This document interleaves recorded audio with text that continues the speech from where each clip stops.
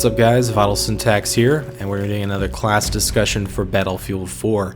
I'll have a link in the description to the previous video I did where we talked about the Recon class and the sniper rifles and other equipment that was available to the Recon class, but in this video we're going to be talking about the Assault class.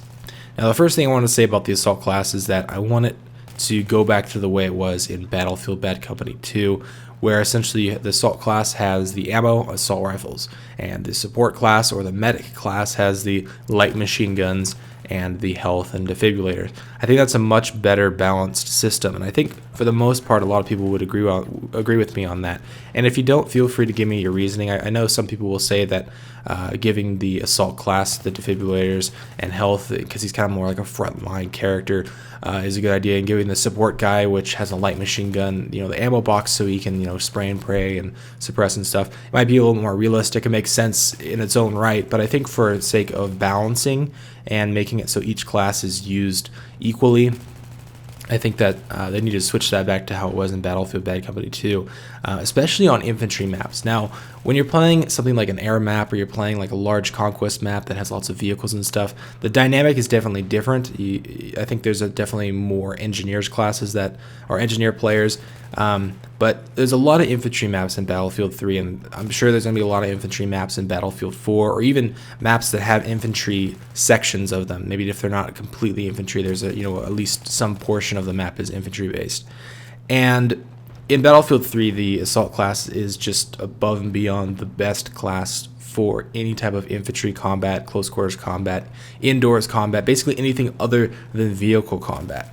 And I think for the most people would agree with me on that. I mean, if you look at battle log stats and you look at some of your friends on your friend list, or you look at the scoreboard and you look at different players' stats, almost every player out there, I mean, I would say the vast majority, I don't have a percentage or anything like that, but it'd be interesting to see something like that.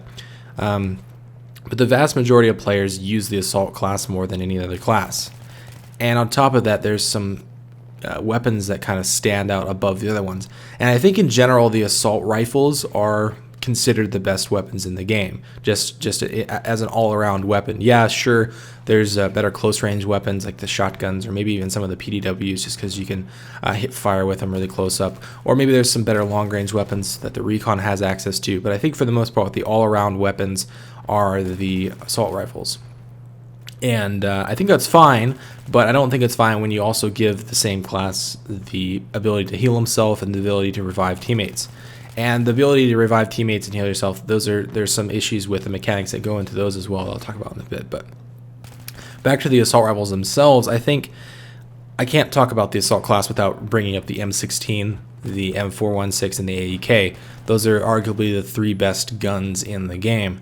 And they've done a lot of tweaking to them, and that just shows you that they've always kind of been slightly overpowered. Now, when I bring up the term overpowered, I think it can be misunderstood in some senses, because different guns, I think, can be more overpowered than other weapons. And basically all I mean by overpowered is not necessarily that it's the best gun in the game by this huge percentage, but that it's slightly better. And you can see that by the stats of the gun, the fact that it has a really fast reload. I'm speaking to the M16 specifically right now. The fact that it has a really, really fast reload animation, very low recoil, it's very accurate, very high fire rate.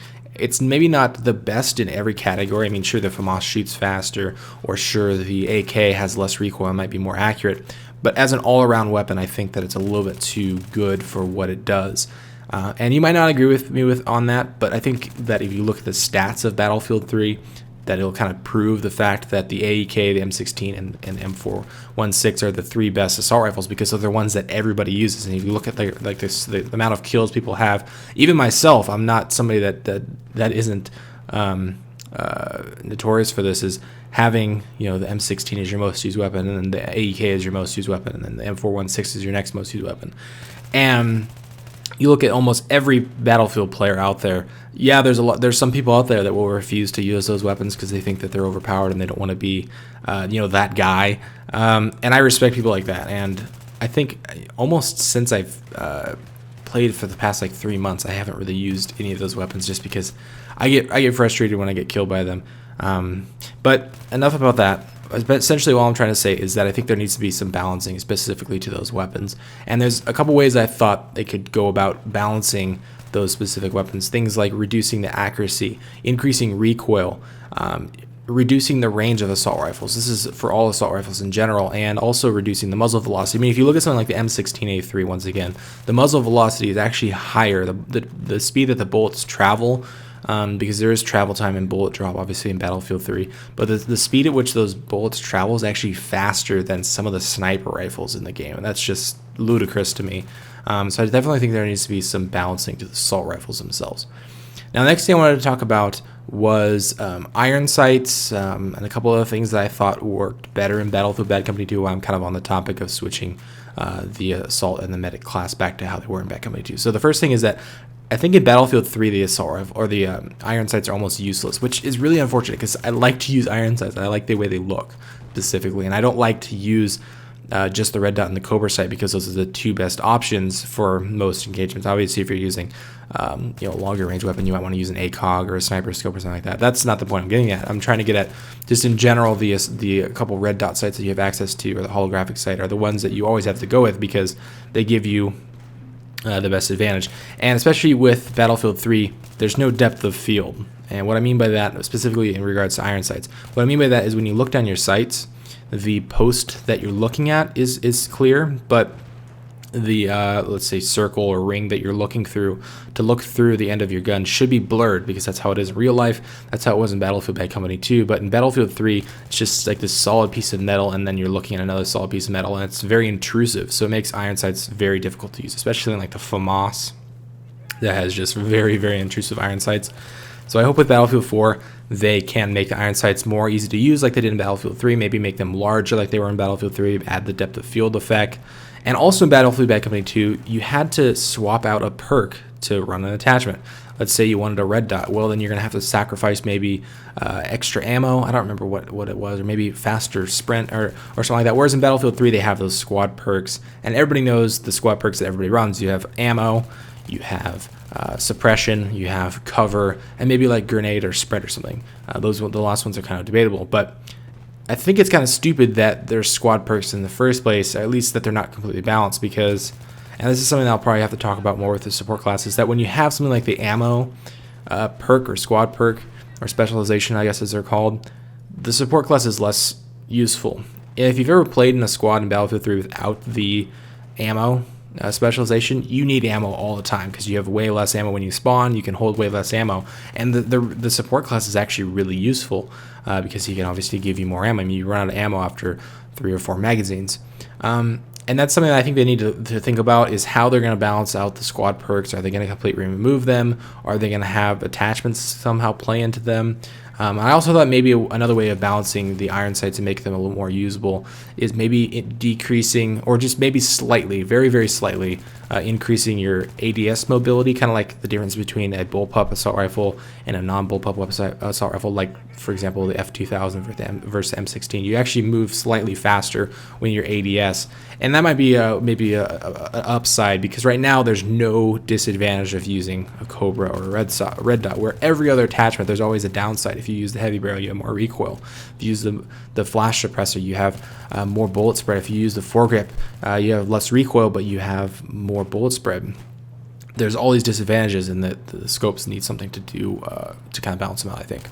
Now, the next thing I want to talk about is the assault rifle, or the assault kit, or the medic kit, and the tools that he has at his disposal and how they can be balanced as well. So the defibrillator animation is something I think they need to add, because right now in Battlefield 3 you can revive people instantly. You get 100 points, maybe even more if they're in your squad.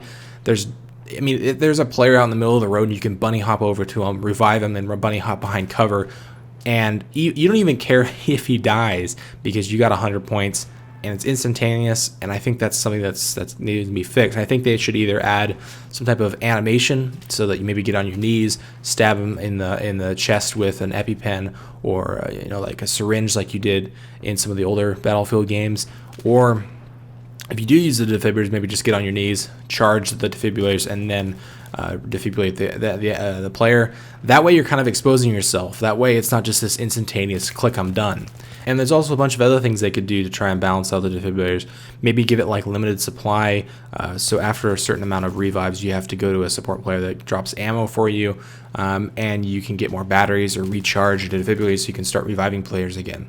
And there's also maybe if you get killed by a headshot or a knife takedown, you can't be revived, or maybe players can only be revived once, because there's a lot of situations you'll get into, especially in the close quarters maps like Bazaar or Scene Crossing or Operation Metro in infantry-based combat, is you'll have a player die and you'll get revived. He'll die, you'll get revived, he'll die, and he won't even be able to stand up completely.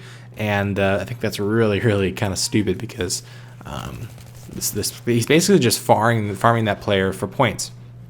So maybe only being able to revive a player once might be an interesting mechanic. There's a bunch of stuff they can do. So let me know in the comments down below what you guys think about switching the Assault and the Medic class back to how we had it in Battlefield Bad Company 2. Let me know what you think about the balancing of the assault rifles in general, and also let me know what you think about iron sights, the defibrillators, and whatever else you guys want to discuss in the assault rifle class for Battlefield 4. I'll make sure to look at basically every comment. Honestly, I look at almost every comment on all my videos, and I'll try and get in there and respond to what you guys are talking about. So anyway, thanks for watching the video. If you enjoyed it, feel free to give me a like or favorite, and I'll see you guys in the next one.